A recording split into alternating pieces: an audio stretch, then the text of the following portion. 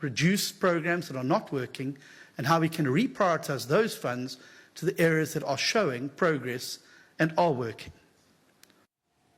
The upcoming State of the Nation address is highly anticipated. It's the first such address by President Cyril Ramaphosa since the formation of the Government of National Unity. The economy continues to face many challenges as well as opportunities. Quite apart from talking about various strategies to deal with different issues, the hope is that the plans are actioned.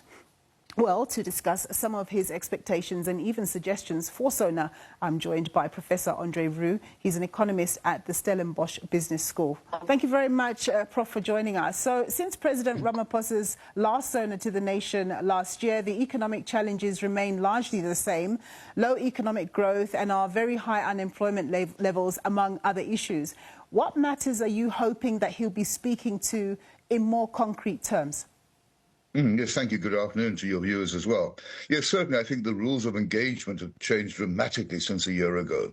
If we think back to his talk a year ago, it was to a large extent a pre-election kind of talk. Hopefully this time he'll be talking as leader of the country, not as leader of a particular party. And hopefully it will reinforce or certainly assure us that the Government of National Unity is intact, its robustness is intact. Because from a market perception point of view, the GNU has probably been one of the best things to happen in recent years. In this, having said this, I think it's important that he gives us more clarity, more practical meaning to things that become rather controversial and worrisome for many people, such as the Land Expropriation Act, such as the BELA, such as our involvement in DRC, and such as the National Health Insurance Bill. We need to be assured that these things are not going to derail the Government of National Unity. Then, of course, turning to international affairs, hopefully he'll give us a very clear way, an indication of how he's going to deal with the Trump factor. Because this too is creating all kinds of uncertainty and potentially economically damaging issues. So hopefully more about that. But then when all is said and done, the time for wish lists and mollycoddling is come and gone.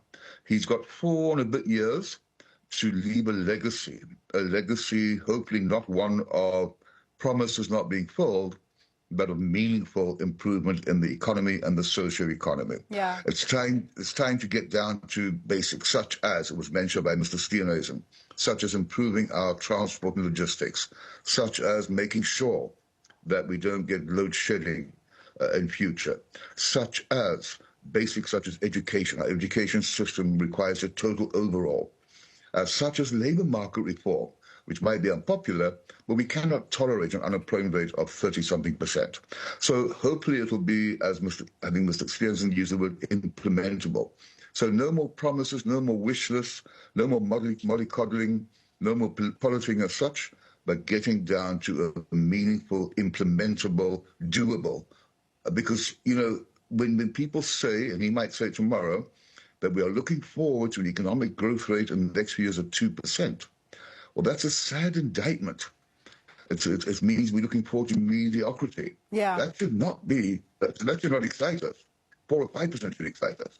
Professor, let me come in there. So South Africa is now holding the presidency of the G20, and President Ramaphosa has given the world a sort of wish list of what he's hoping to achieve while holding this baton. No doubt he's going to be referring to that in his speech. But what sort of long-term economic benefits might we derive from this as ordinary South Africans? Well, I mean, everyone ought to benefit, but one could perhaps argue rather cynically, and I use the phrase in the right, in a different context, but charity begins at home. I'm sure many South Africans might take interest in what's going internationally, but when all is said and done, if I am without a job, if I'm living in poverty, if I'm on the wrong side of the inequality gap, I don't really care all that much what's happening elsewhere in the world. And that, I think, is the way of thinking you also need to embrace. I'm not saying you should abandon grandiose plans, of course not, but not at the expense of getting the job done here. Yeah. Now, one of the threats that central banks and economists have warned about are Donald Trump's America First policies, which may result in disruptions in trade and higher inflation. What advice would you give to help mitigate factors like this, which we ultimately can't control? Well, yes, you're quite right. You're talking about things such as trade tariffs, and also if Donald Trump gets rid of all those so-called illegal immigrants, the cost of labor in China might go up, which would bring about inflationary pressure. There's even the possibility, and this was mentioned last week by the Reserve Bank, that inflation might start rising in many parts of the world, which would require an increase in interest rates. I think we need to trust our own Reserve Bank, our own central bank. Amidst all the problems we've had in this country over the last few years, institutionally and otherwise, the Reserve Bank has stood tall and proud. Not always popular, but they've managed our monetary system, our monetary variables, in a very admirable way. And they enjoy a great deal of respect for that. So I think they are wise to these things. They'll always be cautious. The government in particular errs on the side of caution, which is not a bad thing. So I think we need to trust them to manage those things as best as humanly possible. Right. I don't think we're going to see a massive increase across the world in inflation, by the way, but it might just be a slowdown of the relaxation of monetary policy. All right, Professor, we're going to leave it there, but thank you very much for your insights. That was Professor André Roux. He's an economist at the Stellenbosch Business School. A marine freight specialist with the